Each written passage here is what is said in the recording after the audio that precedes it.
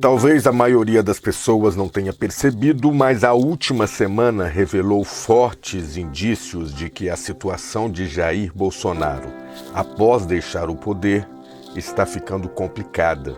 Não é à toa, portanto, o misterioso tweet do deputado André Janones anteontem. Não posso falar muita coisa, apenas uma garantia. Bolsonaro e um de seus filhos serão presos antes do que vocês imaginam. Tic-tac, tic-tac, tic-tac. Análises do Tribunal de Contas da União apontam que o Auxílio Brasil e o auxílio emergencial foram aplicadas com várias ilegalidades visando a reeleição de Bolsonaro. Os técnicos, por exemplo, apontam a inclusão de milhões de famílias de uma pessoa entre os beneficiários, o que facilitou as fraudes.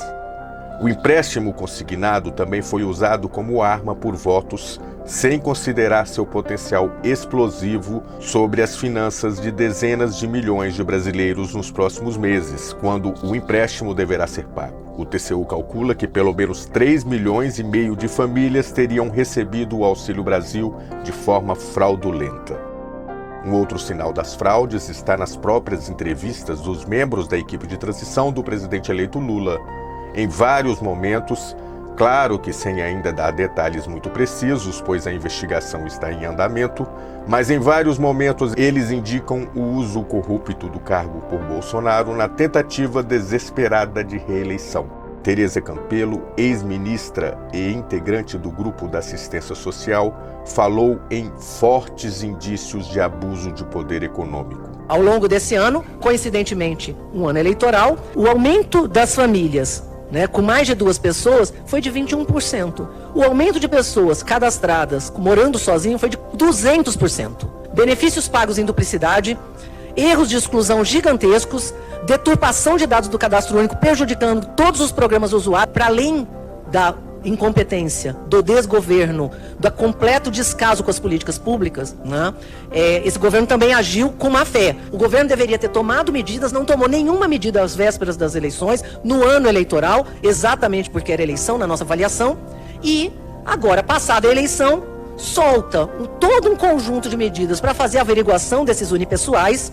Aloísio Mercadante, coordenador dos grupos técnicos, foi ainda mais direto, falando que a prática pode representar crime de compra de votos com dinheiro público. Quando o TCU acende o alerta, a Caixa Econômica diz que tem problema no sistema, para de dar continuidade ao programa, terminou a campanha como se não existisse o programa, eles não dão continuidade, não justificam e acham que ninguém viu.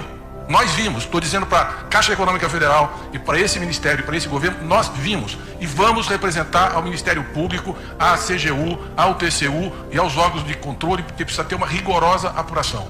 A senadora Simone Tebet falou em inelegibilidade de algumas autoridades públicas. Nós temos a questão da corrupção no sentido da justiça comum e, portanto, criminal, que envolve governo atual e beneficiário.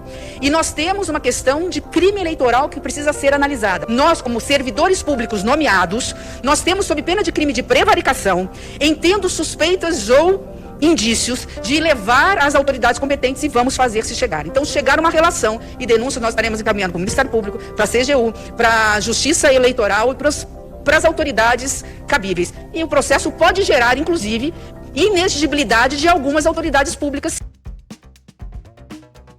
Bolsonaro, por sua vez, estaria a cada dia mais abatido e gerando preocupação entre os amigos mais próximos. A revelação foi feita pelo jornalista Chico Alves em reportagem no UOL.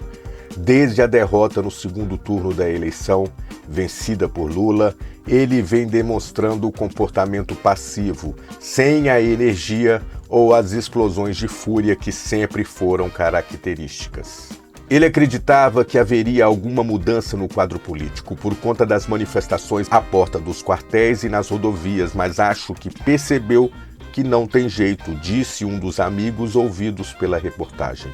Uma imagem que viralizou mostra o momento em que generais prestam continência a Bolsonaro e ele mantém uma imagem de velório. Um fato incontestável é que, desde o resultado do segundo turno, Bolsonaro nunca mais encontrou com os visitantes à frente do Palácio da Alvorada, naquele chamado cercadinho. A antecipação da diplomação de Lula de 19 de dezembro para 12 de dezembro também serviu como um catalisador da depressão do atual presidente. A cada notícia, ao ver que a mudança de governo se aproxima, ele nota que a situação é irreversível, diz um político que esteve recentemente com Bolsonaro. A tristeza dele é preocupante. Talvez seja caso médico. Sim, talvez seja caso médico, mas existe cura para uma doença chamada medo de cadeia?